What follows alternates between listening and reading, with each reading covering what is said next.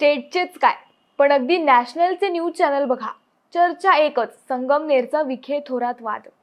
वसंत देशमुख या एका वयोवृद्ध व्यक्तीने थोरातांच्या कन्येबाबत वादग्रस्त विधान केलं आणि अख्ख्या महाराष्ट्राचं लक्ष विखे थोरात वादाकडे वळालं।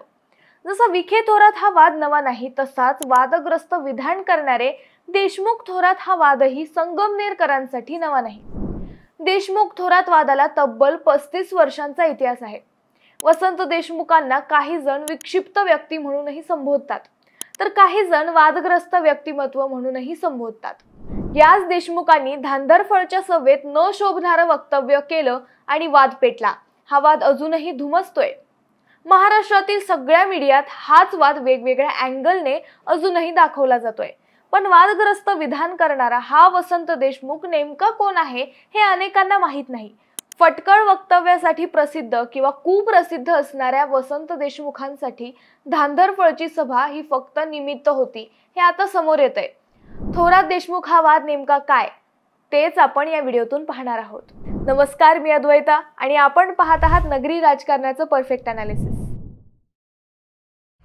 4 दिवसांपूर्वी नगर जिल्ह्याला वसंतराव देशमुख नावाचं व्यक्तिमत्व माहित नव्हतं, पण शनिवारी धांदरफळच्या सभेनंतर वसंतराव देशमुख हे नाव नगर जिल्ह्यालाच काय पण अख्ख्या महाराष्ट्राला काही मिनिटातच माहित झालं। धांदरफळच्या सभेत वसंतराव देशमुखांनी बाळासाहेब थोरातांच्या कन्या जयश्री थोरात यांच्याबाबत आक्षेपार्ह विधान केलं आणि राडा झाला, जाळपोळ झाली, ठिय्या आंदोलन झालं, विखेंच्या ताफ्यातील काही गाड्यांनाही फोडण्यात आलं। मात्र वाद एकाचा आणि टार्गेट दुसराच असा प्रकार त्यानंतर हळूहळू समोर येऊ लागला। विखे थोरात वादाला या प्रकारानंतर नवीन धार आली। वसंतराव देशमुख या व्यक्तीला रविवारी पुण्यातून अटक करण्यात आली। स्थानिक गुन्हे शाखेच्या पथकाने देशमुखांना पकडल्यावर या प्रकरणाचं कवित्व पुन्हा जोर धरू लागलं। वसंतराव देशमुख हे नाव आता अख्ख्या महाराष्ट्राला माहीत झालंय। पोलीस या प्रकरणाचा तपास करून दोषींवर योग्य कारवाई करतील। पण थोरात देशमुख वाद हा 35 वर्षांपासून आहे हे अनेकांना माहीत नसेल। थोरात विखे हा वाद जसा 3 पिढ्यांपासून पुढे सुरू आहे, तसाच वाद देशमुख यांचाही थोरातांच्या 3 पिढ्यांपासून आहे। वादग्रस्त वक्तव्य करणं हे वसंतराव देशमुखांचं नेहमीच आहे। एवढंच काय, पण याच सवयीमुळे देशमुखांना अनेकदा प्रसादही खाल्ल्याचं सांगितलं जातं। संगमनेर कारखाना जरी थोरातांच्या ताब्यात असला तरी तो कारखाना स्थापन झाला 1969 साली। माजी मंत्री तेव्हाचे आमदार स्वर्गीय बी.जी. खताळ पाटील यांच्या पुढाकाराने तो सुरू झाला, हे अनेकांना माहीत नसावे। बी.जी. खताळ पाटील यांचा जन्मही सध्याच्या वादामुळे चर्चेत आलेल्या धांदरफळ या गावातच झालाय। संगमनेर कारखान्यासाठी मंत्री खताळ यांना साथ देणाऱ्यांमध्ये दत्ताजी देशमुख, भास्करराव दुर्वे, दत्ताजी मोरे, पंढरीनाथ आंबरे यांच्यासोबत भाऊसाहेब थोरात हेही होते। स्वर्गीय बी.जी. खताळ पाटील यांनी मंत्रिपदाच्या काळात या कारखान्याची मुहूर्तमेढ रोवली। 1962 ते 1985 या काळात ते काँग्रेसचे संगमनेर मधून आमदार होते। यशवंतराव चव्हाण, दादासाहेब कन्नमवार, वसंतराव नाईक, ए.आर. अंतुले, बाबासाहेब भोसले अशा मुख्यमंत्र्यांच्या मंत्रिमंडळात बी.जी. खताळ पाटील मंत्रीही होते। 1985 मध्ये त्यांनी राजकारणातून निवृत्ती घेतली आणि थोरातांचे पर्व सुरू झाले। बाळासाहेब थोरात हे तेव्हापासून सलग आतापर्यंत संगमनेरचे आमदार राहिलेत।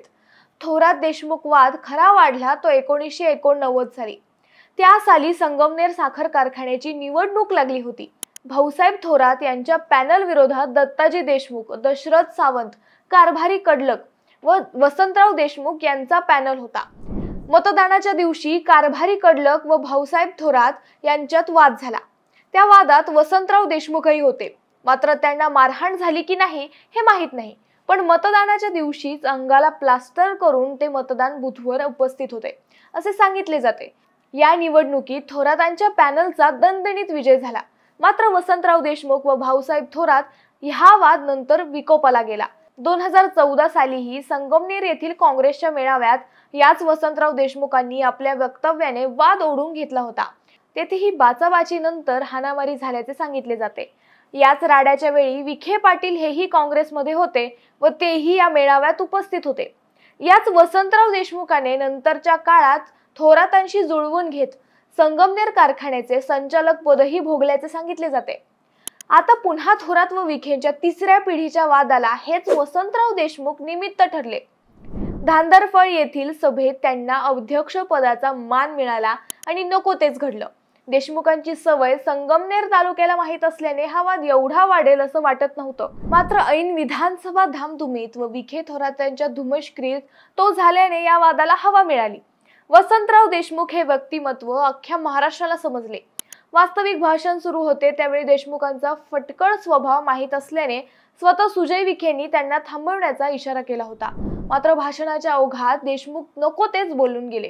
हेही नंतरच्या व्हिडिओतून पुढे आलं। अखेर विखेंनी या प्रकाराचा निषेध व्यक्त करत आपल्या स्टेजवर हे घडल्यामुळे मोठ्या मनानं माफी मागितली। देशमुखांविरोधात स्वतः वकील देण्याचा शब्दही संगमनेरकरांना दुसऱ्या दिवशी दिला।